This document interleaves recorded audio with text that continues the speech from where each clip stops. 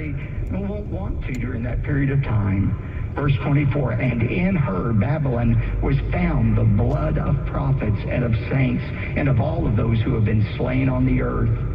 Remember, this economic system that is destroyed by God is the very same system that Antichrist uses to deprive Christians of food and other things they need to survive.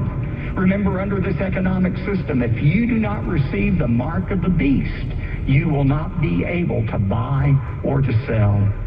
That's why he says it was in Babylon that the blood of the prophets was found.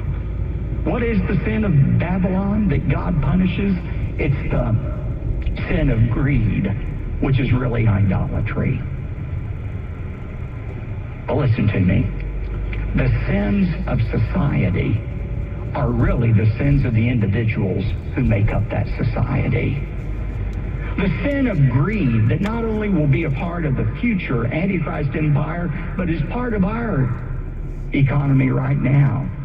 The sin of greed in America is the sin of greed of Americans, and even Christians.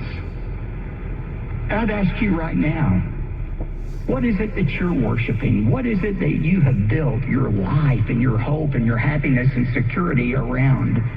Is it in material possessions? Is it in money?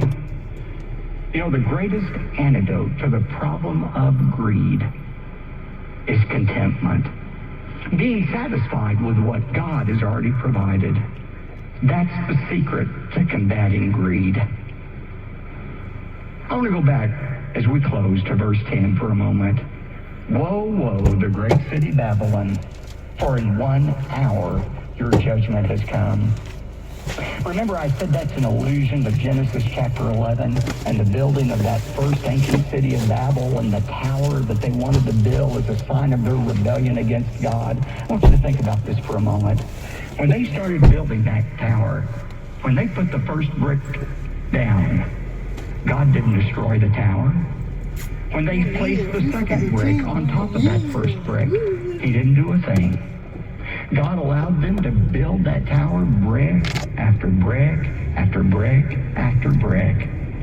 And finally, without one word of pre-announcement, God came and visited the city of Babel and brought his resulting judgment. That's how God does. God doesn't always judge sin in our lives immediately. There's some of you listening right now, some in this worship center. You're building a life apart from God, brick by brick, sin by sin. And frankly, you're surprised you yet for it. Let me give you a great word of warning from my own experience. Don't confuse God's patience with God's tolerance for sin. If God hasn't judged you yet for the sin in your life, it's only for one reason. It's because of his patience, his love for you.